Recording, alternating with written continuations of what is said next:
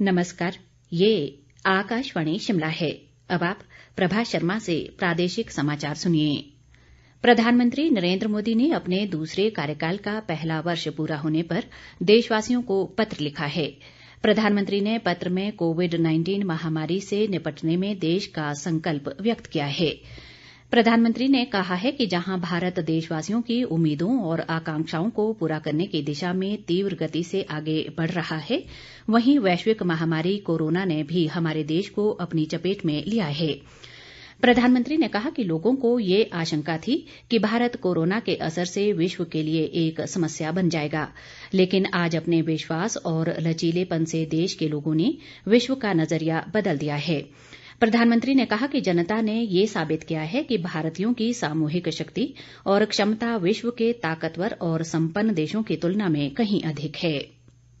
मुख्यमंत्री जयराम ठाकुर ने प्रधानमंत्री नरेंद्र मोदी को एनडीए सरकार के दूसरे कार्यकाल का 1 वर्ष पूर्ण होने पर बधाई दी है। उन्होंने कहा कि मोदी सरकार का ये साल उपलब्धियों भरा रहा है, जिसमें एक मजबूत, जीवंत, ऊर्जावान और आत्मनिर्भर भारत की नींव रखी गई है।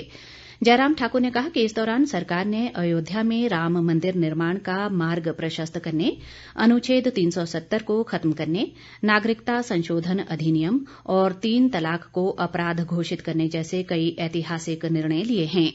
मुख्यमंत्री ने कहा कि प्रधानमंत्री नरेंद्र मोदी की राजनीतिक दूरदर्शिता और मजबूत नेतृत्व के कारण ही आज देश कोरोना जैसी महामारी के संकट से प्रभावी ढंग से निपट रहा है।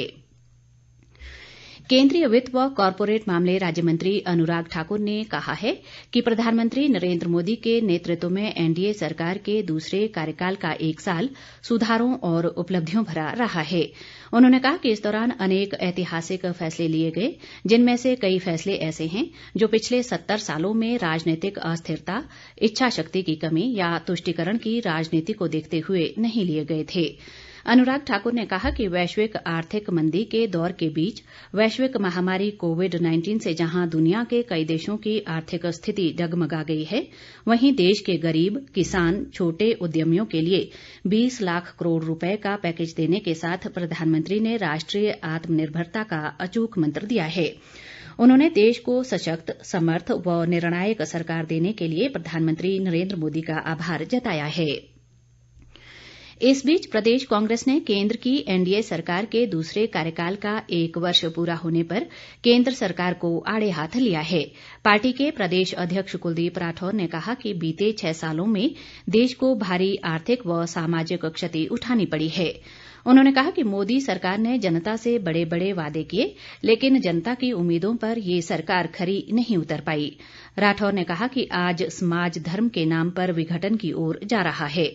उन्होंने कहा कि लोगों में असुरक्षा की भावना बढ़ती जा रही है, जो चिंता का विषय है। कोरोना संकट के बीच सभी धार्मिक संस्थान बंद हैं और हर तरह के धार्मिक आयोजनों पर पूरी तरह प्रतिबंध है। इसी के चलते इस बार ऊना जिला का ऐतिहासिक पिपलू मेला भी आयोजित नहीं किया जाएगा। उपायुक्त संदीप कुमार ने लोगों से आग्रह किया है कि वे इस बार अपने घरों पर ही पूजा अर्चना व प्रार्थना करें, ताकि कोरोना संक्रमण को फैलने से रोका जा सके। उपायुक्त ने कहा कि मेले के लिए 2 जून का स्थानीय अवकाश भी निरस्त कर दिया गया है। सोलन में स्वास्थ्य विभाग व नगर परिषद ने नाई का काम करने वालों के लिए कोरोना को लेकर 1 दिवसीय प्रशिक्षण शिविर आयोजित किया। इस शिविर में करीब 200 लोगों ने भाग लिया और संक्रमण से बचाव संबंधी दिशा निर्देशों की जानकारी हासिल की। वहीं दूसरी ओर चंबा जिला में भी जिला प्रशासन ने ब्यूटी पार्लर, सैलून और नाई की दुकानें खोलने की तैयारी कर ली है। इसी के मद्देनजर इससे व्यवसायियों के लिए प्रशिक्षण कार्यक्रम आयोजित किया गया। इस दौरान जिला रोजगार अधिकारी, जिला श्रम अधिकारी और स्वास्थ्य विभाग के कर्मियों ने दुकानों में बरती जाने वाली सावधानियों से अवगत करवाया।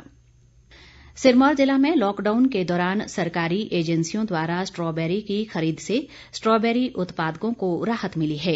एक सरकारी प्रवक्ता के अनुसार बागवानी विभाग और एचपीएमसी ने किसानों से सीधे 120 क्विंटल से अधिक स्ट्रॉबेरी की खरीद की है। बाजार में स्ट्रॉबेरी की अच्छी कीमत और मांग के कारण लोग अब आलू बुखारा खुमानी के साथ साथ स्ट्रॉबेरी की खेती में भी रुचि ले रहे हैं। राज्य सरकार के निर्णय के बाद बागवानी विभाग और एचपीएमसी ने खरीद केंद्र खोलकर किसानों से 38 रुपए प्रति किलोग्राम की दर से 120 क्विंटल से अधिक स्ट्रॉबेरी की खरीद की। इसके साथ ही ये समाचार बुलेटिन समाप्त हुआ।